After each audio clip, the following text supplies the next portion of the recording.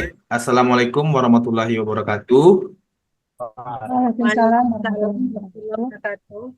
wabarakatuh. Baiklah, ini tugas kelompok 2 dari BIMTEK IF 2 angkatan 16 yang dimana kami beranggotakan 4. Yang pertama dengan Ibu Sri Sumiati yang berasal dari SMA 12 Pekanbaru.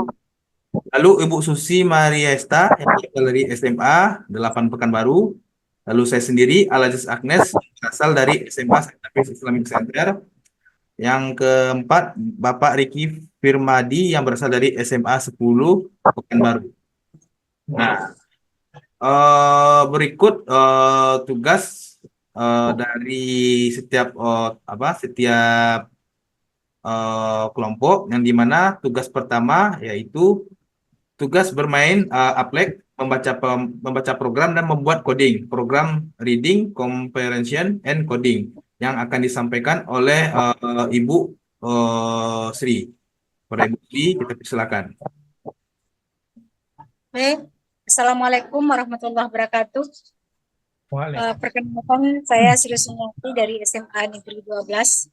Baik, kami akan membahas itu soal dari tema 2, yaitu berpikir komputasional, tugas yang pertama.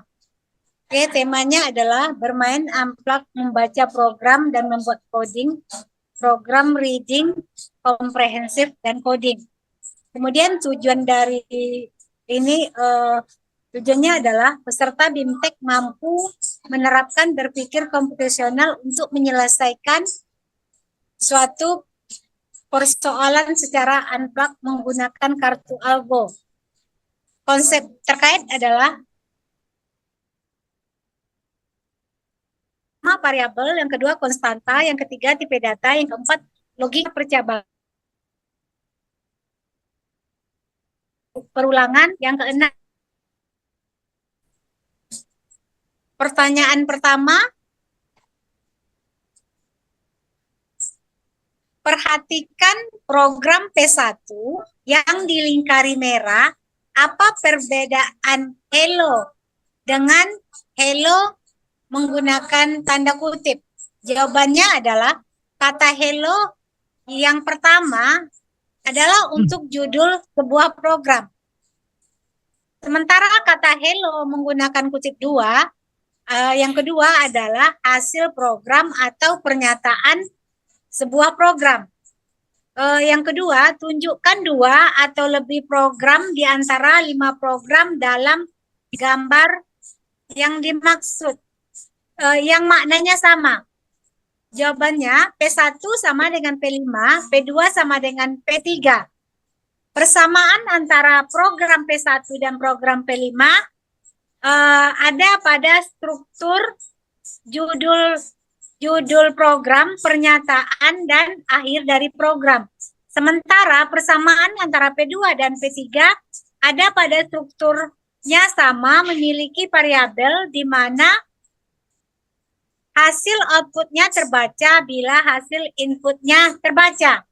Kemudian pahami program P2, usulkan teks program yang berbeda, namun eksekusi sama seperti P2, dibuat dengan menggunakan kartu algo dan dipoto kemudian dimasukkan ke dalam file dokumen. Oke, yang pertama adalah program perbandingan. Baca bil A, baca bil B. Jika bil A sama dengan bil B, maka tulis 0. Kemudian tulis by. Akhiri program. Demikianlah jawaban pertanyaan pertama. Assalamualaikum warahmatullahi wabarakatuh. Waalaikumsalam. Baik, bagaimana dengan Bapak dan Ibu? Apakah sependapat dengan Bu Sri? Ya, apa yang dibuat oleh Bu Sri, kalau saya lihat rasanya sudah mengena dengan pertanyaan yang ditugaskan. Ya. Dan kalau saya lihat juga nampaknya Bu Sri juga sudah paham dengan perintah-perintah yang diberikan. Terima kasih dari saya, itu aja Bu Sri. Ya, Iya, sama. Saya juga sama sependapat dengan Pak Riki, kayaknya sudah oke. Oke, terima kasih Oke, Bapak baik. Ibu. Ya, baik. Berikutnya ialah tugas dari tugas keduanya yaitu adalah proyek pemrograman pengolahan data sampah yang dimana disampaikan oleh Ibu Susi, Marista, dan saya sendiri Alexis Agnes. Oke, dipersilakan kepada Ibu Susi terlebih dahulu untuk menyampaikannya. Oke, terima kasih. Baik, terima kasih Pak Agnes. Di sini, oke, di sini permasalahannya itu bagaimana suatu RT mengelola data sampah hariannya dalam satu RW, yang itu dibuatkan algoritmanya dan program. Dan di sini adalah kartu algo yang sudah saya buat. Bisa tidak di sini itu mulai program hitung jumlah sampah RT. Tulis yaitu ini judulnya menghitung jumlah sampah RT dalam satu RW. Variabel yang digunakan di sini adalah RT, I, jumlah, dan total. Itu adalah tipe datanya bilangan bulat. Rata sampah itu bilangan real. Kategori sampah itu teks. Terus tulis, yaitu ini kita inputkan jumlah RT dalam satu RW. Yang nanti akan membaca data variabel RT. Terus tulis jumlah sampah. Yang itu akan membaca variabel dari jumlah. Nah, ini jumlah sampah dalam jumlah RT ini akan terus diulangi selama sebanyak jumlah RT yang kita inputkan. Terus di sini menghitung jumlah sampah RT. Nah, ini akan membaca data dari jumlah. Terus jumlah totalnya itu didapat dari berapa jumlah sampah, jumlah data sampah RT yang diinputkan, ditotalkan keseluruhannya. Nanti tulis outputnya adalah total sampah RT. Terus rata sampah itu didapat dari variabel rata sampah yang dihitung dari total dibagi jumlah RT. Jumlah RT yang diinputkan. Nah, nanti outputnya adalah rata sampah. Terus di sini ada menuliskan teks kata kondisi. Kalau seandainya jumlahnya di atas ini, di sini saya buat kategori sampahnya. Jika rata sampahnya di atas 100, maka kategori sampahnya itu adalah banyak sekali. Nah, jika bukan rata sampahnya di atas 70, kategori sampahnya itu adalah banyak. Nah, jika bukan rata sampahnya di bawah di atas 40, maka kategori sampahnya adalah sedang. Nah, terakhir jika bukan sampahnya di bawah 40, maka kategori sampahnya itu adalah sedikit. Terus program. Nah, ini adalah kartu algonya, kartu algoritmanya. Nah, eksekusi programnya itu nanti dilanjutkan oleh Pak Agnes. Mungkin untuk kartu algo sampai di sini. Baik, kami akan melanjutkan presentasi dari Ibu Susi, di mana kami langsung sendiri yang mengeksekusi untuk pemrogramannya. Nah, terlebih dahulu kami akan menjelaskan fungsi dari codingan ini. Nah, di mana INT itu berfungsi untuk menampung jumlah data pada RT yang kita inputkan nanti. Nah, sedangkan code itu nanti tampilan yang akan di-print atau ditampilkan nanti oleh C++-nya atau C programnya. Sedangkan C-nya apa? Nah, itu variabel untuk menampung banyak data yang ada pada RT. Nah, fungsi if di sini sebagai logika yang dimana nanti jika data dalam jumlah RT-nya bernilai 0, maka program otomatis langsung berhenti. Lalu ini nanti ada juga jumlah sampahnya, lalu menghitung total sampah yang dimana nanti sampah ini dihitung sesuai dengan kita menginputkan jumlah nilai pada RT. Nah, terus di sini ada perulangan yang dimana perulangan ini akan diulang sebanyak kita menginputkan jumlah RT. Nah, kalau jumlah RT-nya kita input 3, maka otomatis fornya akan menampilkan 3 juga. Nah, jadi secara otomatis kita juga menginputkan data RT-nya atau data sampah setiap RT-nya sebanyak 3 kali. Itu sebagai contoh. Nah, terus, ini proses perhitungan untuk mencari rata-ratanya. Nah, sedangkan di bawah ini logika yang disampaikan oleh Ibu Suci tadi, yang dimana kalau sampah itu bernilai 40, maka keterangannya sedikit. Nah, gitu juga seterusnya. Nah, untuk eksekusinya, saya bisa runningkan dari sini. Nah, nah, sebagai contoh, kalau kita inputkan ini dalam bentuk 0 atau RT-nya 0, maka otomatis sistem akan berhenti. Nah, benar. Oke. Nah, gimana kalau kita inputkan misalnya 3, seperti contoh tadi. Oke, nah di sini kita harus inputkan dulu data sampah dari RT1. Nah, misalnya data sampahnya 60. Terus data sampahnya RT kedua misalnya 40. Nah, data sampah RT ketiga misalnya 70. Nah, kalau dihitung kemungkinan dia di banyak sekali karena rata-rata sampahnya melebihi dari logika yang saya buat gitu. Nah, ya begitulah presentasi dari kami dan Ibu Susi. Ada pertanyaankah dari Bapak dan Ibu yang belum paham?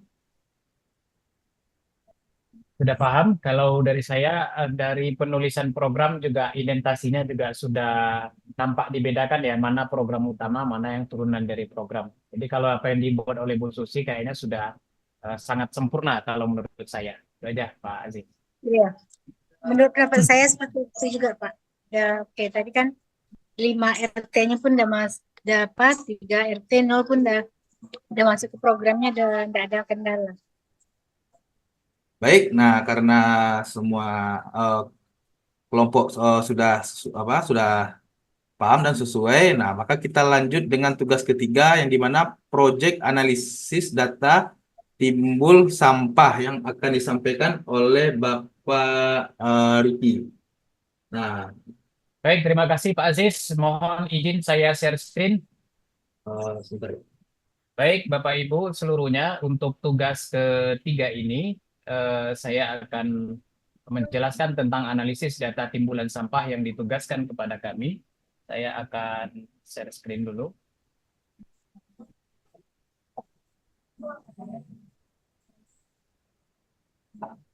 Baik, seperti yang disampaikan bahwa tugas data timbulan sampah adalah kita nanti diminta untuk berpikir komputasional tentang menyelesaikan persoalan yang mengandung himpunan data. Nah, untuk deskripsi tugas berpikir komputasional terintegrasi dengan analisis data ini, saya mengambil data yang diambil dari situs SIPSN. Adapun provinsi yang akan kita lihat perhitungan datanya adalah 4 provinsi, yaitu Provinsi Kalimantan Tengah, Kalimantan Barat, Kalimantan Timur, dan Kalimantan Selatan. Jadi 4 provinsi ini akan kita lihat berapa grafik timbulan sampahnya. Adapun yang diminta oleh soal terhadap tugas ini adalah pertama, berapa jumlah total timbulan sampah dari setiap provinsi, lalu berapa rata-rata total timbulan sampahnya, provinsi mana timbulan sampah terbesar, provinsi mana timbulan sampah terkecil, lalu seperti apa grafiknya, dan bagaimana pula grafiknya jika provinsi yang timbulan sampahnya di atas 100 ton, di atas 100 sampai 700 dan lebih dari 700 ton. Untuk mengeksekusi pertanyaan-pertanyaan ini, kita langsung saja akan saya sampaikan menggunakan program Python yang kita eksekusi menggunakan Google Colabs. Saya akan langsung tunjukkan pada Bapak Ibu hasil dari pengelolaan programnya menggunakan Python di Google Colabs.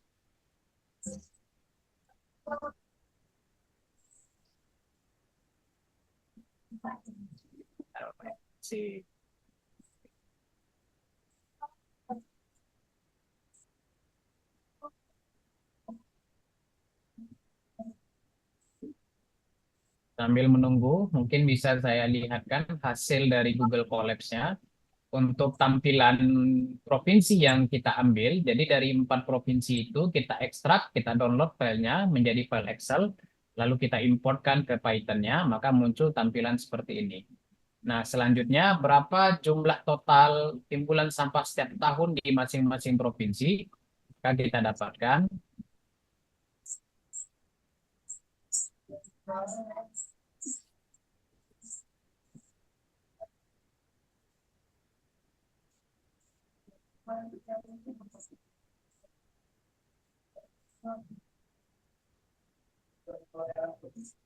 kita lihat langsung di Google Colab-nya saja Bapak Ibu ya, biar melihat hasil.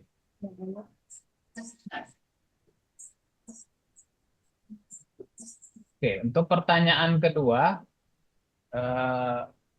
pertanyaan pertama tadi berapa total sampah per provinsi, maka didapat Kalimantan Barat totalnya 48.484.000, Kalimantan Selatan 460.000, Kalimantan Tengah 449, dan seterusnya. Oke, lalu untuk menjawab pertanyaan kedua tentang berapa rata-rata timbulan sampah, kita bisa lihat dengan menggunakan rumus min. Ya, maka didapat Kalimantan Barat rata-ratanya 80.000, Kalimantan Selatan 57.000, Kalimantan Tengah 40.000, dan Kalimantan Timur 76.000. Selanjutnya pertanyaan ketiga tentang siapa provinsi dengan timbulan sampah terbanyak. Maka kita gunakan rumus IDX Max. Nah, maka kita dapat hasilnya adalah Provinsi Kalimantan Timur dengan kabupaten atau kota Samarinda. Selanjutnya Bapak Ibu, kita lihat lagi. Provinsi mana dengan timbulan sampah paling sedikit? Maka kita gunakan rumus IDX min. Maka yang didapati hasilnya adalah Provinsi Kalimantan Timur dengan Kabupaten Mahakam Ulu yang jumlah timbulan sampah tahunannya hanya 6.500. Selanjutnya diminta kepada kita tampilkan jumlah rata-rata tersebut dalam bentuk grafik. Maka kami tampilkan eksekusi programnya di Python dan didapatkan tampilan grafiknya seperti ini. Ya, ini Bapak Ibu ada 4 batang, Kalimantan Barat, Kalimantan Selatan, Kalimantan Tengah, dan Kalimantan Timur. Dan pertanyaan terakhir ketika diminta karakterkan kepada kita untuk masing-masing provinsi, maka kami buat kriterianya adalah provinsi, jika provinsi itu totalan sampahnya di bawah 45.000, maka dia akan grafiknya berwarna hijau. Jika 45.000 sampai 70.000, maka grafiknya warna orange. Dan jika lebih dari 70.000, maka grafiknya berwarna merah.